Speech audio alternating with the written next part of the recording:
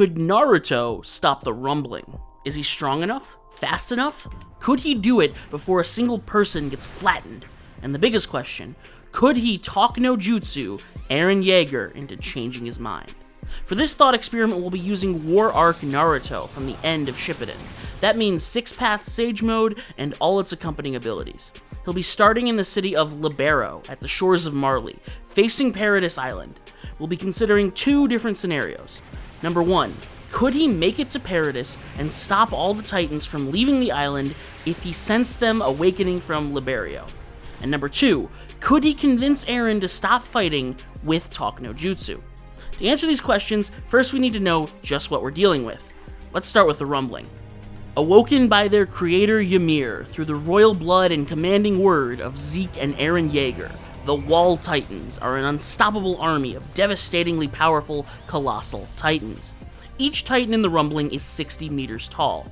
As they seem to be sculpted after the Colossal Titan, they all possess its terrifying attributes: impossible physical strength, endless endurance, and a nearly perfect healing factor, and the steam that passively radiates off their bodies. The Wall Titans each produce an incredible amount of heat, enough to instantly boil seawater as they wade into it, and engulf the Marley military in flames as the Titans swam beneath their boats. It's hard to pin down an accurate temperature because, frankly, the heat they produce is kind of all over the place, but we do know that Hanji ignited into flames just by swinging around the Wall Titans. Human fat ignites around 250 degrees Celsius. Meanwhile, cotton, which your clothes are mostly made of, ignites at 390 degrees Celsius. Mind you, water boils at just 100 degrees, so these things are seriously impossibly hot. Getting close is just not an option for a normal person without protective gear. As long as the sun is shining, the Titans will never run out of energy and can heal from virtually any wound in a matter of minutes. Their only weakness is in the nape, the back of the neck. If this area is slashed or destroyed, the Titan will die and crumble into ash. That said, these Titans can be temporarily disabled. Slashing their muscles or tendons will cause them to topple and be trampled by the other Titans walking behind them. But even this is hardly any issue because of the sheer number of them. The Titans were lined up shoulder to shoulder within all 3 of the Great Walls of Paradise. Eren described their forces in the tens of millions, but this was very likely an exaggeration. A more realistic estimate, considering the size of each Titan and the circumference of each wall, is about 600,000 individual Titans stomping towards civilization. But the Wall Titans aren't even alone. They're guided by Eren in the Founding Titan, an absolutely enormous skeletal monstrosity. More than 300 meters tall and 700 meters long, its body is comprised entirely of Titan-hardening skeletal matter. It can autonomously create replicas of the entire history of the 8 other Shifter Titans in all their variants to defend itself. That includes the Beast, Jaw, Female, Armored, Colossal, Cart, Warhammer, and Attack Titans. The only way to stop the rumbling would be to destroy all 500,000 or so Wall Titans, or to destroy the Founding Titan, severing Eren from the origin of all life that powers Ymir's creations. Quite the task. So how does Naruto stack up? Pride of the Hidden Leaf, student of the legendary Sannin Jiraiya and the 6th Hokage Kakashi, at the end of Shippuden, Naruto is easily the most powerful ninja in the entire world. Of course, he has access to his signature techniques. The Rasengan is a concentrated ball of spinning chakra that grinds and twists its target apart. He has a very powerful summoning jutsu, his vast chakra reserves allowing him to call upon Gamabunta, the giant warrior toad, as well as several others. Gamabunta is about 17 meters tall and can leap enormous distances with his powerful legs, as well as brawl with monsters like the tailed beasts, even though they outclass him in strength and size. Then there's the Shadow Clone Jutsu, which allows him to create a multitude of clones matching his speed, strength, and intelligence. During Part 1, Naruto made 2,000 Shadow Clones to fight Gaara, and the chakra reserves he's unlocked since then are many magnitudes larger. It's estimated he made roughly 5,000 clones to fight Toneri on the moon, and honestly, I would be very surprised if this was his limit. I think it's plausible to estimate his maximum output of clones in the tens or even hundreds of thousands. But for the purpose of this video, we'll assume he can only make 5,000. Also, an important drawback to remember is that shadow clones are very fragile. A single weak attack will cause them to disappear. Besides his clones, Naruto has access to 6 Paths Sage Chakra. Sage Chakra vastly amplifies his strength, speed, and mental acuity, as well as granting him extrasensory perception. He can sense the chakra of others across continental ranges, and has minor clairvoyance when he focuses. He could even sense Sasuke's chakra in a different dimension, as well as see and attack Madara's extra-dimensional Limbo clones. He has inside of him Kurama, the nine-tailed fox, and access to all of his chakra. Using Kurama's chakra as a cloak, he can create and operate multiple autonomous limbs made out of pure chakra, to act for him while he fights. These limbs can create jutsu just like his normal arms. He can also draw upon the chakra and natures of the other 8 tailed beasts at any time, adding their special abilities to his attacks. This includes lava release, magnet release, acid release, and of course the classic wind release, Rasen Shuriken, that shreds apart a target on a cellular level. Naruto can also create a tailed beast bomb, a highly volatile ball of chakra that detonates like a nuclear explosion, and this too can be stacked onto the Rasengan. Other important abilities of 6 Paths Naruto include flight, a healing factor capable of regenerating missing organs so long as he has excess chakra, and the ability to recharge his chakra through absorption of nature energy, something done by achieving complete stillness as one with nature. Finally, Naruto can create an avatar of Kurama, a giant energy projection in the shape of the Nine Tails that stands around 120 meters tall, better equipped for battling giant opponents and outputting larger attacks. So now that we understand both the Rumbling and the man who's going to stand against it, how does this all play out? Let's look at scenario number 1. Could Naruto make it to Paradis and stop all the Titans from leaving the island if he sensed them awakening from Liberio? To answer the question, first we need to figure out how far apart these places are. Believe it or not, the world in Attack on Titan is actually an alternate version of Earth. We know this because Isayama revealed he drew the maps of AOT's world by tracing the Mercator projection and inverting it. So all distances between fictional places, like Paradis and Liberio, can be calculated using real-life locations. The island of Paradis is based on the real-world island of Madagascar, while Marley is located on continental Africa. By the way, if this video gets 3,000 likes, I will do a video on if the penguins of Madagascar could stop the rumbling. Using this map of Paradis from the anime, we can estimate the distance between the walls and the shores, so we know how long Naruto will have to reach the island before the Titans make it into the ocean. Madagascar has an average distance east to west of 310 miles, which means if the Eldian Empire is situated directly in the center of Paradis Island, the outermost wall, Maria, is equidistant from the center and the shore at 77.5 miles. But how fast do the Rumbling Titans move? We can figure this out by taking another look at the world map. Fort Salta, where the final battle in AOT happens, is located here at the southern side of Marley, around Oujda, Morocco in real life. If Fort Salta is in Oujda, and the real-world city vaguely in the center of the island of Madagascar is Antananarivo, then we know the distance between these 2 points is roughly 4,730 miles. The Rumbling traveled that distance in 4 days. This puts their advancement speed at about 50 miles per hour. So if they were moving omnidirectionally around the planet, they would have completed their march everywhere and met up on the opposite side of the world, the middle of the ocean about halfway between Hawaii and Tijuana, after about 10 days. But because the AOT world is so different from ours, it's very likely they haven't discovered the Americas yet, nor populated much of Northern Asia. So, the 80% of the world that was flattened was mostly in Africa and Asia. What this means for the purpose of this video is that it only takes the first row of Titans an hour and a half after they leave Wall Maria to reach the shores on the east and west coast of Paradis.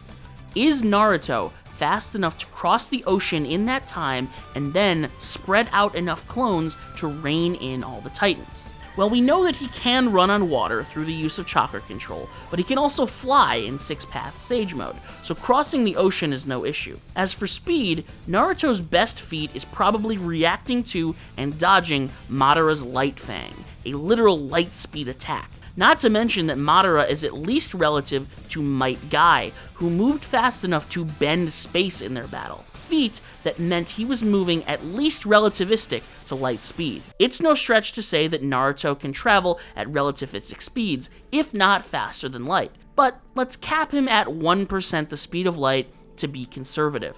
With a distance of about 1,000 kilometers between Liberio and the coast of Paradis, it would take Naruto 1/3 of a second to reach their shores. Yeah, he would have all of Paradis completely surrounded with clones before the Wall Titans even take their first step.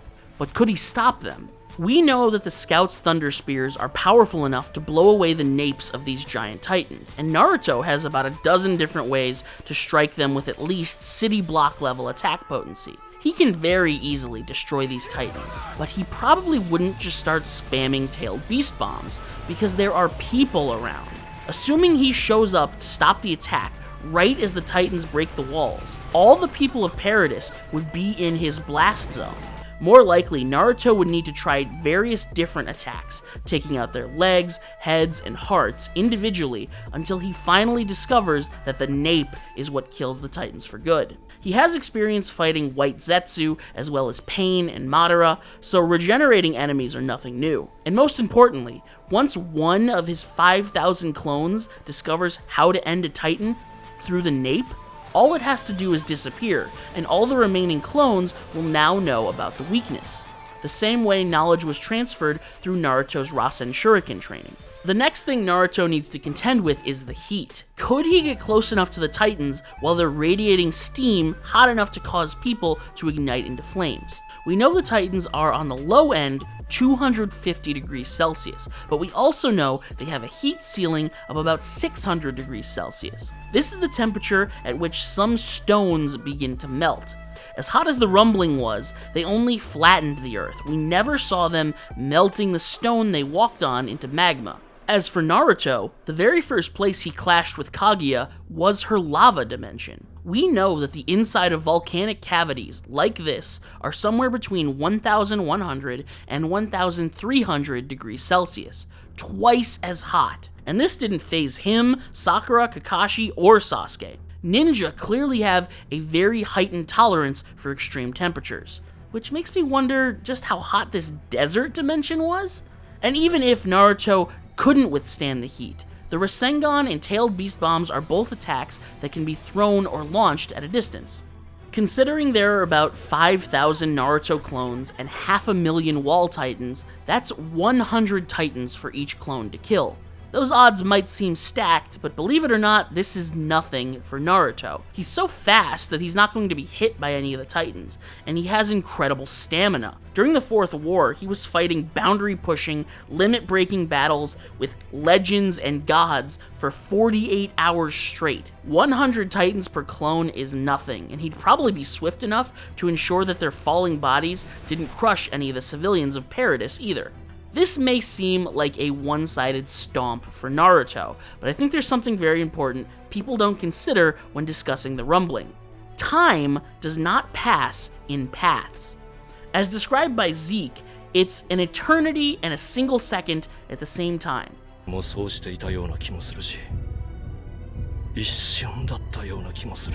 Ymir, who builds the Titans out of the sand in that dimension, can make more rumbling Titans at Eren's command instantly. Even if Naruto shows up and wipes out the entire armada, she can replace them in a snap. The only way for this horror to actually end, Naruto has to stop the Founding Titan.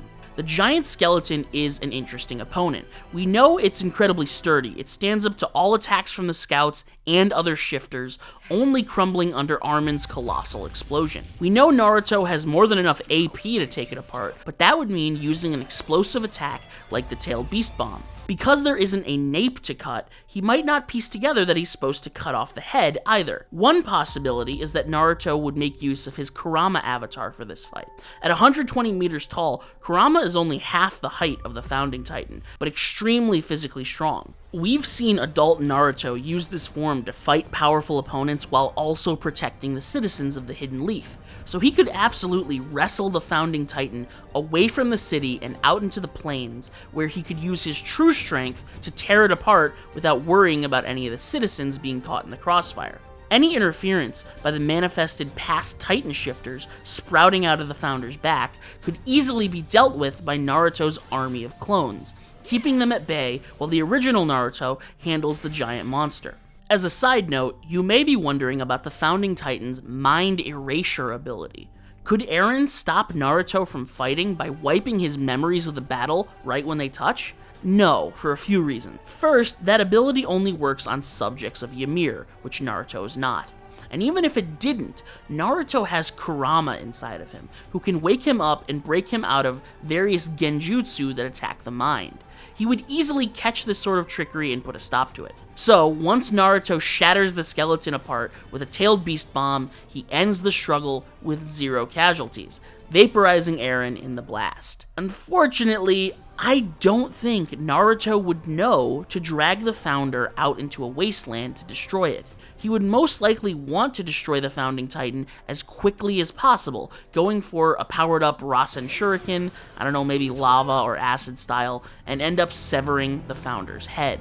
This would release the origin of living matter, which would in turn launch its gas attack and transform the citizens of Paradis into pure Titans. This is the worst but most likely scenario. Naruto can defeat Wall Titans over and over again for as long as Ymir makes them, and he can destroy the Founding Titan in more than a dozen different ways, but he wouldn't kill the pure Titans because he would see that they are just innocent civilians. Even if he destroyed the origin of living matter and smashed Eren's head, that wouldn't return the Titans to normal. He's a pure-hearted hero. He would never accept all those casualties.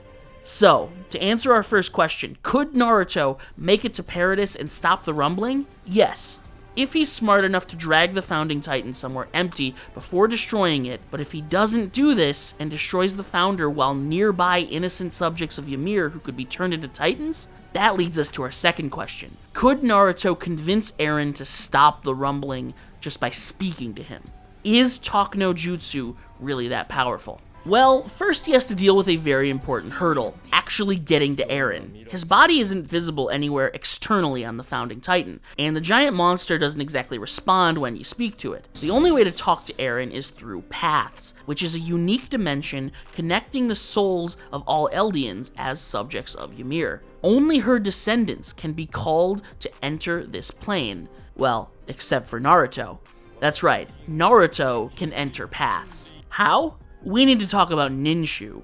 Ninshu is that weird high-concept stuff the Sage of Six Paths was yapping about before he gave Naruto and Sasuke their big power-up. When Hagoromo was spreading the knowledge of chakra throughout the world, he initially intended for it to be used for Ninshu instead of ninjutsu. While ninjutsu focuses chakra into destructive attacks, Ninshu reaches out, connecting the chakra of two different people so that they can see and understand one another on a deeper level. It's so intrinsically tied to chakra that high enough level ninja end up doing it accidentally. Don't believe me? Naruto actually does it 3 different times throughout the series. When he reunites with Sasuke after defeating Pain, when he convinces Obito to switch sides, and when he convinces Sasuke to finally change his mind after the final battle. The shiny, sparkly, empty spaces, those aren't just an aesthetic choice, they are a visual representation of Naruto's soul meeting with another soul and having a literal heart-to-heart. Talk-No-Jutsu is actually a real technique. Hell, a primitive version of this was done by Naruto's parents. Ever find it weird that they could speak to him after death just by leaving a little bit of their chakra sealed inside of him? That's Ninshu. One's chakra is an expression of their soul, and by placing it in Naruto's soul, they were able to speak to him long after they were gone. So, by getting close to the Founding Titan and extending his chakra for Ninshu, Naruto would be able to enter paths and speak with Eren. But could he convince him to stop? Assuming Eren is a perfectly rational person, theoretically Naruto could convince him to stop the rumbling by showing him how easily his ninjutsu overwhelm the Titans he's battled so far. Naruto actually has the power and the will to bring peace to this troubled world. He can stop the wars, he can neutralize the threat of the Titans, and act as mediator between nations. If Eren was a rational guy, this argument just might work. but this is Eren Yeager we're talking about. Eren doesn't actually want a world of peace. He wants a world of freedom, one where conflict is completely unthinkable because there's no one left to fight against. Eren is not rational. He is a slave to his personal conception of freedom. Yes, he cares about his friends and the fate of Paradis, but these are secondary to him. He is selfishly committed to achieving freedom, not world peace. He admits this while talking to Armin in Paths.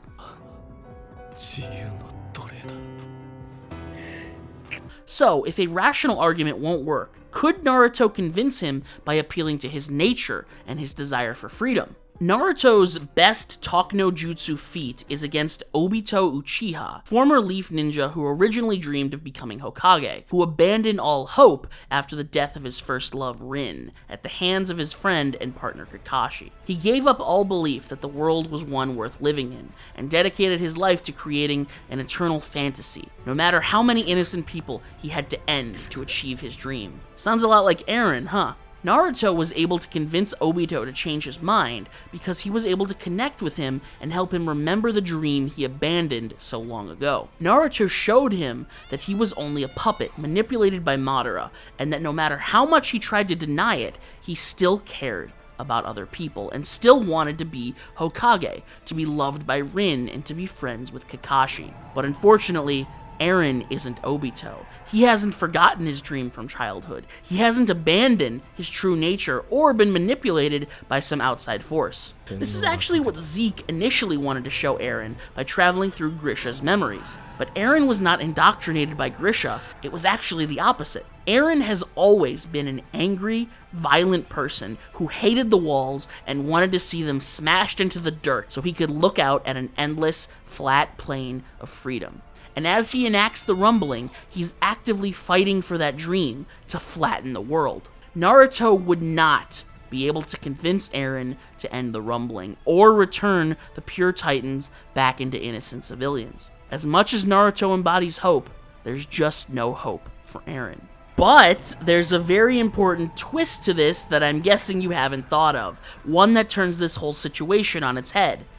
Eren is not the one in charge. Not really. He might be giving the orders, but Ymir, the founder, is the one who truly commands the origin of living matter. Even if Naruto obliterated Eren, as long as Ymir is around and wants to continue, she could just bring him back. She rebuilt Zeke's body and kept Eren alive after his head got cut off the first time. So it's not just as simple as ending Eren or talking him down. To put an end to the rumbling, Naruto has to convince Ymir to stop. And I'm gonna level with you, this would be super easy for him. With his sage senses and incredible empathy, it would not take long for Naruto to suss out that Ymir is miserable and trapped in an endless cycle of serving King Fritz with misplaced love. From here, it's game, set, match. His Talk-No-Jutsu is way too powerful for someone like Ymir. It only took a single short monologue from Eren for her to stop following the royal blood she had been serving for 2 millennia, and one act from Mikasa to convince her she didn't need to be a slave to her love anymore. Naruto absolutely would find a way to empathize and convince her to stop, ending the rumbling and removing Titans from this world. Heck, it's actually likely that Naruto does this before he even tries to finish off Eren. He's more likely to restrain him with magnet style and then stroll over to Ymir and hit her with a montage of him on that swing, teaching her about the power of friendship, the value of human life, the exact same way he taught Gaara. That's right, with Naruto there, not only would the rumbling end, but most likely, Eren would survive.